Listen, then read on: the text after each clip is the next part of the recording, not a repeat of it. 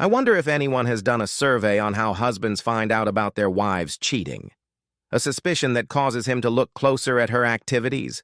Something overheard at a social gathering. A good friend who tells him things he thinks he should know. What percentage is due to the lover's wife or girlfriend finding out and doling out pennies to the couple? I'm willing to bet that a poll would show that most find out the same way I did. By accident. Madeline and I met in college, had a brief but very satisfying affair, and then went our separate ways. 3 years after graduating from college, we ran into each other at a cocktail party, met again, and started dating. 6 months later, I asked her to marry me, and she said yes. 2 years later, we had a 3-bedroom house, 2 cars, and a cottage on the lake. We both decided early on that neither of us wanted to give up our careers to raise children, and truth be told, I don't think either of us would be a good parent. So to make our sex life more enjoyable and problem-free, I had a vasectomy. To make sure it was successful, I tested once a month for 6 months. The first test showed that I was no longer fertile, and the next 5 tests were just to make sure I remained so. As the years went by, Matt and I climbed the corporate ladder, each of us excelling in our chosen field. The higher we climbed, the more responsibilities we took on, and eventually we both got to the point where traveling became part of our jobs. It wasn't so bad for me. I had to travel on average twice a month, and usually for 2 or 3 days, while Mad traveled from a week to 10 days. Of course, she only had to travel once every 6 weeks or so, but I felt bad that she was gone almost 2 weeks in a row. Mad always traveled to Boston, and one day I jokingly said she should get an apartment and move in with us since she was spending so much time there. We had been married a little over 8 years when I made my accidental discovery. I had a lunch date with Madeline, and I stopped by her office to pick her up. Gloria, her secretary, told me that Mad had been called into a meeting and asked me to wait for her in the office so she wouldn't be late. Mad's office on the 10th floor had a view. I went to the window and looked outside for a while, then turned to go back and sit in one of the office chairs. Madeline had one of the large calendars on her desk, and as I turned around, my gaze swept across the desk, and I noticed that in big black letters in the column for the 24th, she had marked Boston. She hadn't told me about this trip yet. Staring at my notebook, I wasn't watching where I was going, and I bumped into the wastebasket, knocking it over and some of the waste spilling out. I bent down to pick up the trash and put it back in the basket, and one of the items I picked up was an envelope with SWAK written on the back flap. I hadn't seen envelopes like that since junior high and wondered who was sending Mad things with the initials sealed with a kiss. I turned it over and saw that it was addressed to Miss Madeline Beckman, not Mrs., and mailed to her work address, not her home address. I rummaged through the trash and found 3 crumpled pieces of paper with the same handwriting as on the envelope. Curiosity got the best of me, and I put the 3 pieces of paper and the envelope in my pocket. After collecting the rest of the trash, I walked over and sat down on one of the chairs. No sooner had my butt touched the cushion than Madeline walked in. "Sorry to keep you waiting, honey, but Brian's freaked out about quality control and called a meeting." "No problem. I just got here a couple minutes ago. Are we going to go, or do you need to stay?" "No delay, dear. I need to get out of here, so let's go." Lunch passed leisurely. We discussed our plans for the coming weekend and talked a bit about the boat she wanted to buy to use when we went to our cottage on the lake. I drove her to her office and then back to mine. Sitting down at my desk, I pulled an envelope and 3 sheets of paper out of my pocket and spread them out on the desk.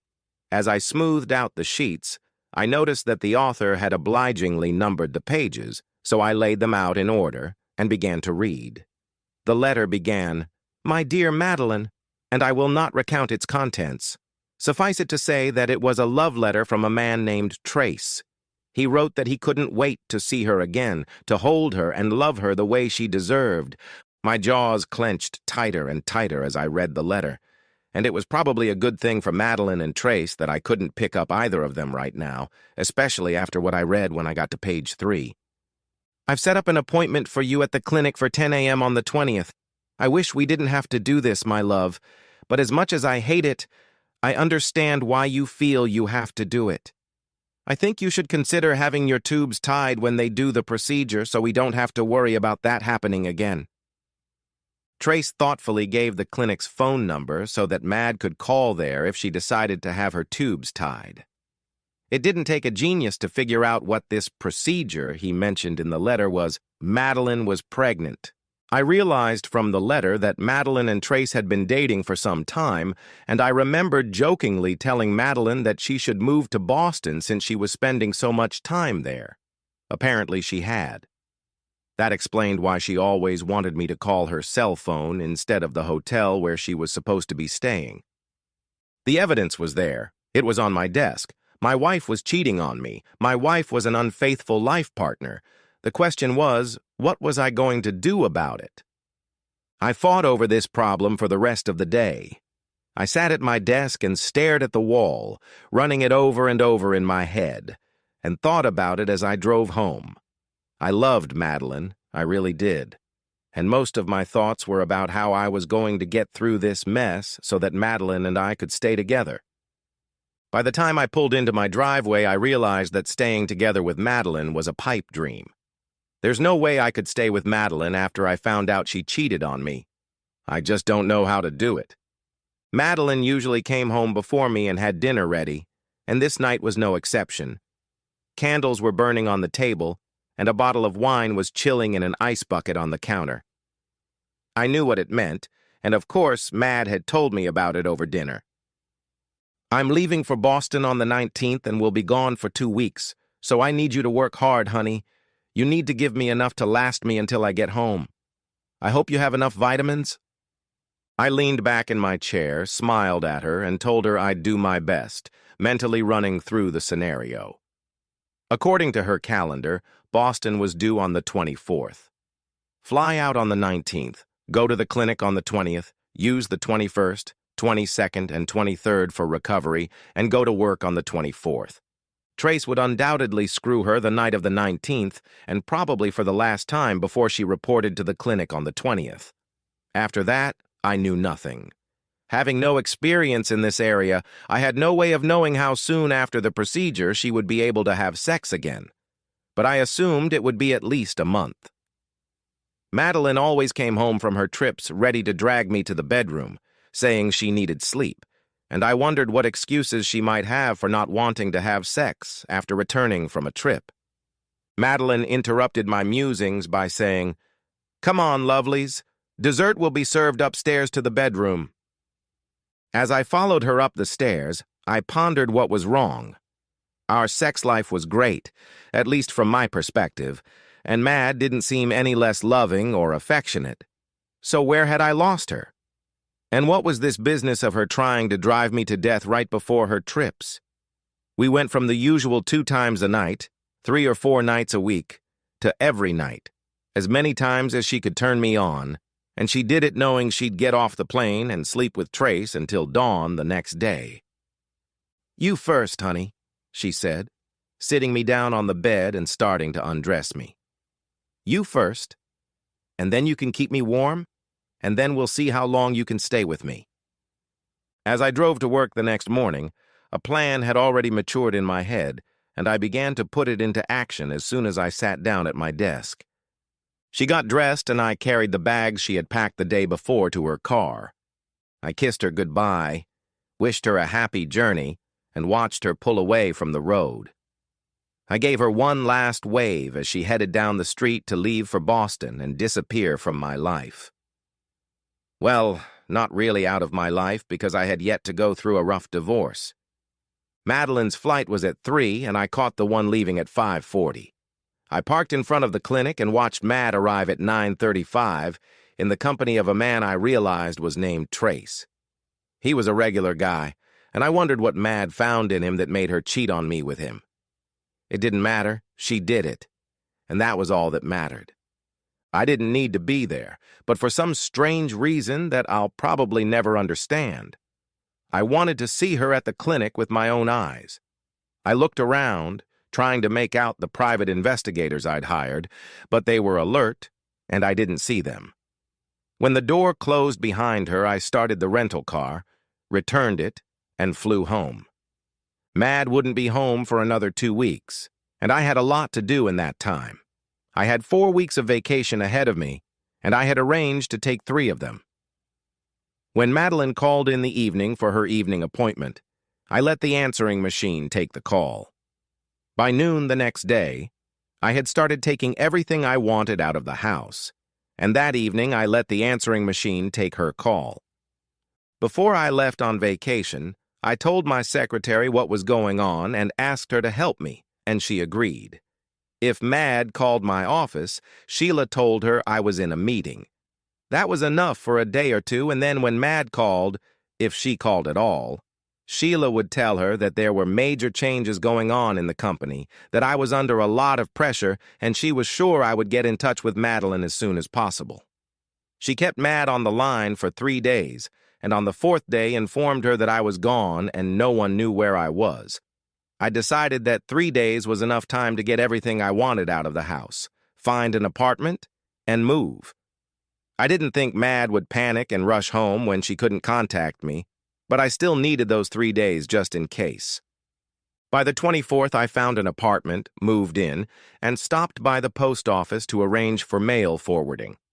I called Sheila to let her know that she could tell Madeline the story of my departure, and Sheila told me that Mad had called 7 times in the last 2 days, and she was glad she could finally tell Mad that I was gone. Tell her you have been informed of my dismissal, and don't let her bother you anymore. Then I started doing everything that would make the divorce unpleasant.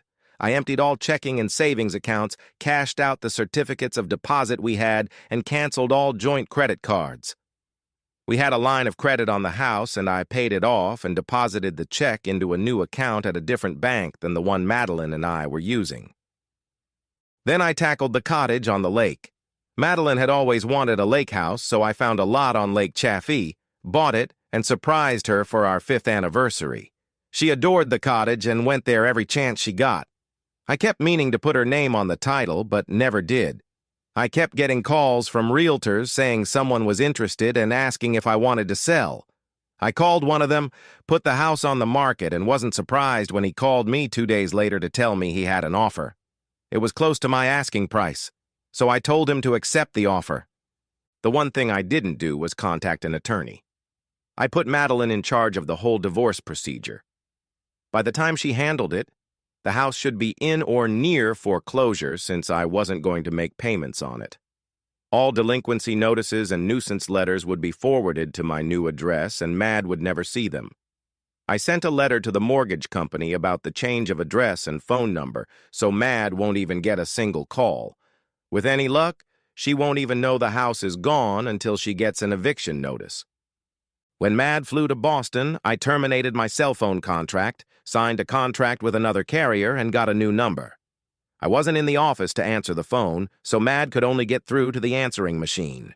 Once a day, I would go home to see how the current batch of messages sounded, then delete them, and go to my place. They started out cheerfully. "Hi, sweethearts, just checking in. Call me on my cell phone when you get home. I love you, honey. Bye-bye." By the end of the 2nd day, it was, "Rob, honey, call me."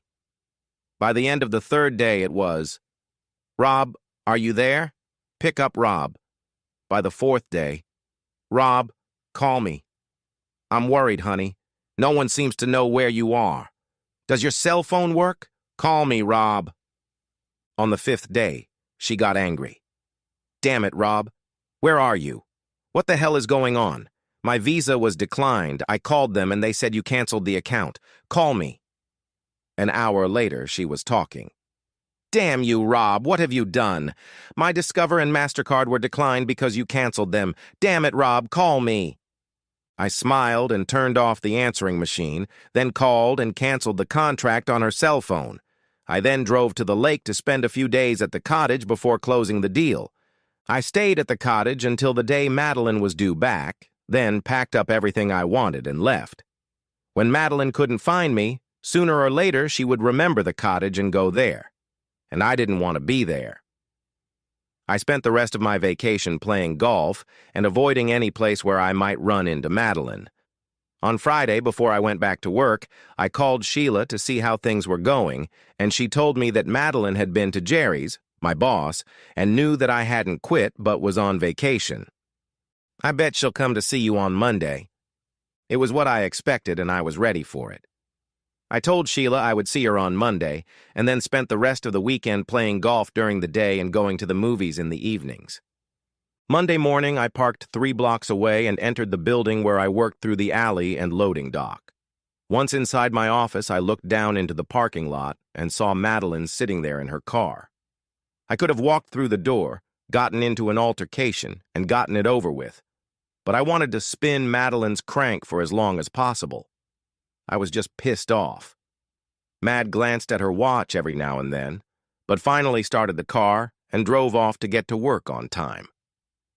Sheila came into the office, handed me a pile of correspondence, and I told her that she could expect a call from my wife in about 10 minutes and to get it transferred.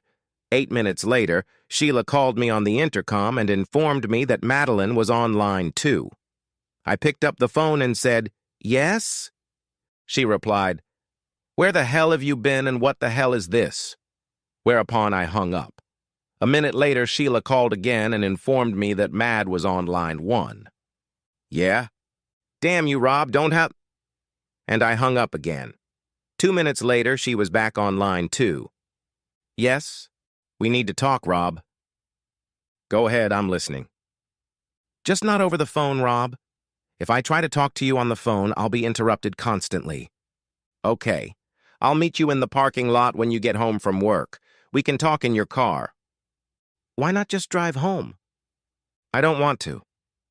There was silence on her part for a few seconds, and then she said, "Okay, my car's at 5 o'clock." In keeping with my desire to keep twisting her connecting rods, I didn't show up until 5:15. As I walked from my car to hers, I smiled inwardly, seeing that she was pissed off. I opened the door, slid into the seat, and said, "Okay, Madeline, what do you want?" "What do I want?"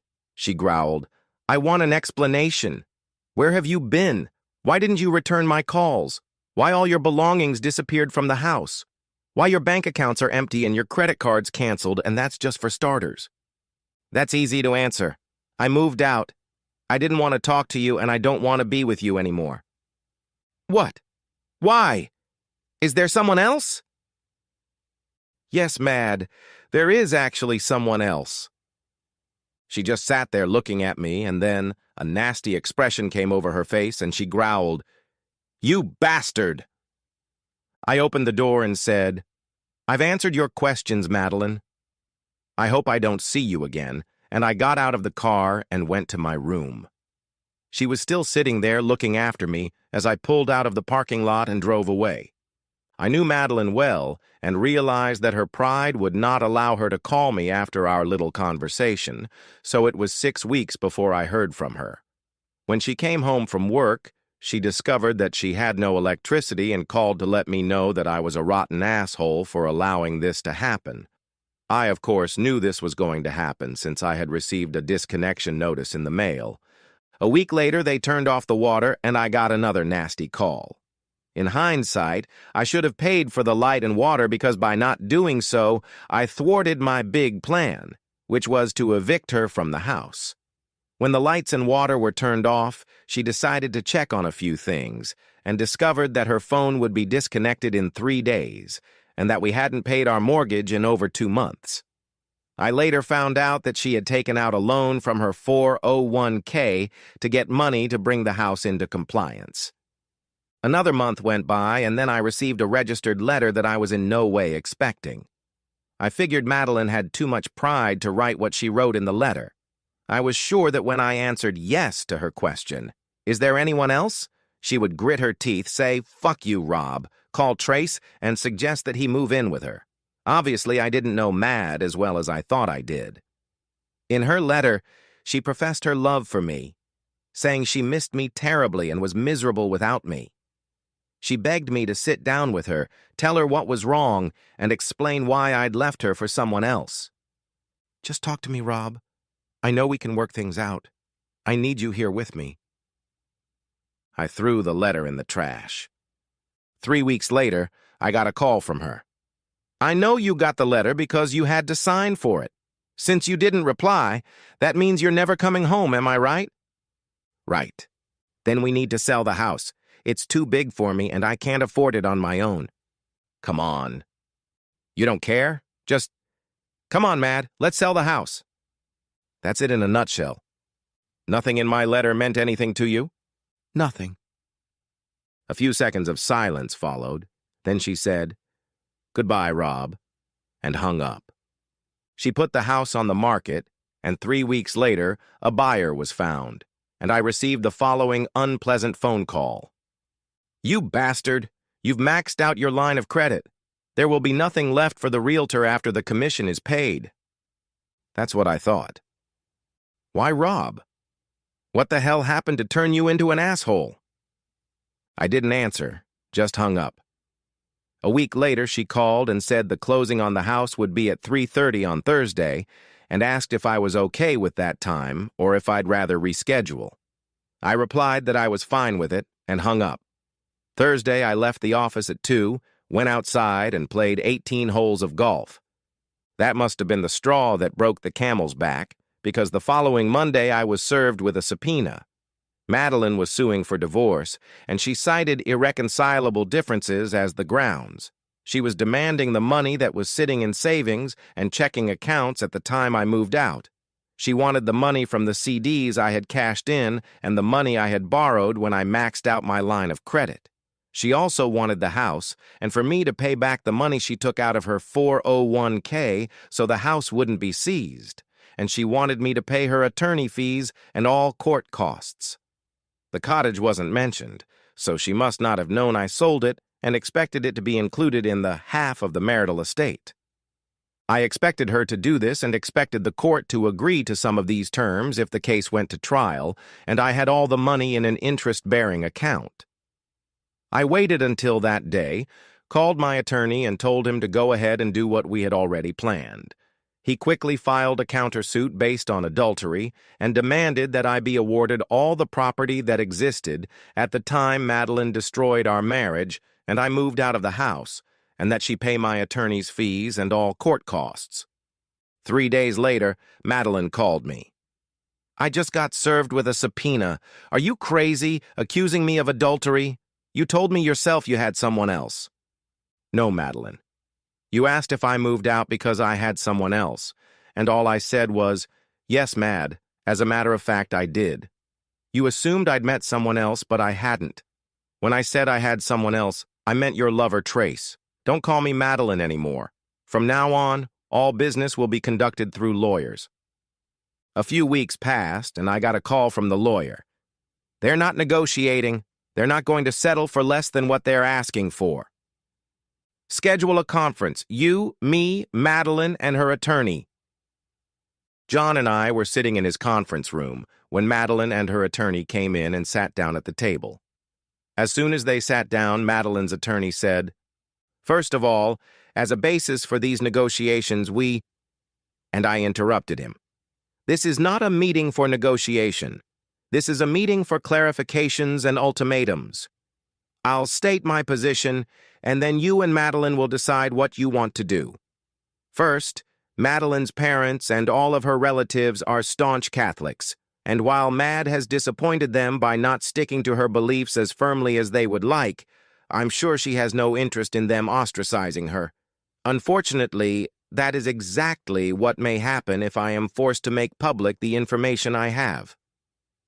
I handed them both across the table copies of the private investigator's report. You'll notice that with the exception of time spent at work and at the abortion clinic, Madeline spent her entire trip to Boston living in Trace Muller's apartment. At the mention of the abortion clinic, I saw the color leave Madeline's face. I held out some more papers across the table to them. These are the medical records of her visit to the clinic. Note that in addition to the procedure, she also had her tubes tied so she could continue her affair with Muller without fear of becoming pregnant again. Note that the last 3 pages are a copy of Mueller's letter, in which he tells my wife that he has made an appointment for her at the clinic and recommends a 2-ball ligation. She apparently followed that recommendation. I also have a videotape and pictures of my unfaithful wife with Mr. Mueller. You will stop contesting my application and grant the divorce on the terms set forth in my application, or the information I just showed you will be used. Madeline's attorney sat and listened to me, tapping his pencil on his notepad, and when I finished, he said, "First of all, and I'm sure your attorney has informed you of this, Mrs. Beckman's medical records are personal information, and the only way you could have obtained them is through illegal actions. In any event, they cannot be admitted into the divorce proceedings. Furthermore, you must—" and I interrupted him before he could continue. "I know they're inadmissible in court, but I never intended for them to go to trial. When I said the information would be used, I meant that every living relative of my wife would get a copy. Her parish priest would get a copy, every friend of hers that I know of would get a copy, and her boss, who happens to be connected to every pro-life organization in existence, would get a copy. John told me that if you have a good relationship with the judge, you can get a restraining order as soon as you leave and actually get a restraining order. It doesn't matter to me, I'd do it anyway. All they can do is hold me in contempt of court, but since I don't want to spend 30 days in jail or pay a fine, that's what will happen. You will agree to my terms in writing before you leave this room. If you walk out the door without agreeing in writing to what I just said, I will make one phone call and special messengers will start delivering copies within the hour. One last thing you should know. I sure as hell hope you disagree. I pray you get up and walk out of here without signing anything." Madeline spoke for the first time since she'd entered the room. "You would do that? Would you really do that to me? Do you really hate me that much?" "Of course I hate you. Finding out about your Boston buddy killed all my feelings for you. I'll leave you to deal with John. I'll go to his office and sit by the phone. Hopefully he'll tell me you left without agreeing to anything, and I'll have time to call before you leave the building." I got up and left the room, and 3 minutes later I got a call from John saying they wanted some time to think and left without agreeing on anything. I picked up the phone, made one call, and by evening Madeline's parents, 2 brothers, 3 sisters, and several aunts and uncles had copies of the materials. Trace's employer and any relatives the private investigator could find also had copies. The case went to trial, and in the end, the judge ruled that everything should be split 50-50, but Madeline should pay the attorney's fees and all court costs. This was a bonus for me, as I had assumed that each side would have to pay attorney's fees and split the court costs. John told me he wasn't surprised because the judge had gone through a divorce from a cheating wife 10 or so years earlier and was known to lean toward the man's side if the wife was a cheater, and case law allowed him to do so. The proceeds of the cottage were not subject to division, as it was in my name only, although Mad's solicitor argued that it had been purchased during the marriage and was therefore jointly owned. John argued that since I had bought the cottage with my annual bonus check and not with funds held in a joint account, the cottage belonged to me and me alone, and the judge agreed. The divorce was finalized 7 months ago, and Mad has paid harshly for her infidelity. Her family has turned their backs on her, and although she has managed to rebuild a relationship between 1 brother and 2 sisters, her older brother, younger sister, and parents want nothing to do with her. When her younger sister was getting married, Madeline was not invited to the wedding, but Madeline, being Madeline, showed up to the reception anyway. Her father asked her to leave, and when she didn't agree, called the police. The police asked her to leave because she was not an invited guest and was rude to them, so they handcuffed her and took her away. She spent the night in jail and was released in the morning, charged with disorderly conduct, trespassing, and interfering with an officer on duty. To add to her family problems, she was fired from her job, not because her boss was an ardent pro-life activist, but because she filed false expense reports. Apparently, Her boss read a private investigator's report that said she lived in Muller's apartment the entire time she was in Boston, but on her expense report, she indicated that she was reimbursed for 2 weeks of hotel stays. I have no idea where she got the fake receipts, but her boss checked them and found them to be fake. Her boss gave her a choice: resign or be fired for stealing. Madeline said she wasn't doing it for the money, but so people wouldn't ask why she didn't have receipts from hotels for trips. She said she would pay the money back, and her boss apologized but refused. She quit her job and, from what I heard, is now working at a restaurant. I never found out why this happened because I didn't talk to Madeline after her last trip to Boston, but it didn't matter at that point. What mattered was that she was gone, and that was something I could never accept. I loved her, still think about her, and wish things had turned out differently. To my dismay, Boston is 1,600 miles away, and I don't know the place or the locals. Because of this, it is almost impossible to do anything for Muller. I'm surprised Mad didn't pack up and go to Boston when her life here fell apart. Perhaps what I sent to his family has turned him away from Mad, and she can't visit him. I hope Mad is still here, because he plans to come here to join her. I'm already making plans for that.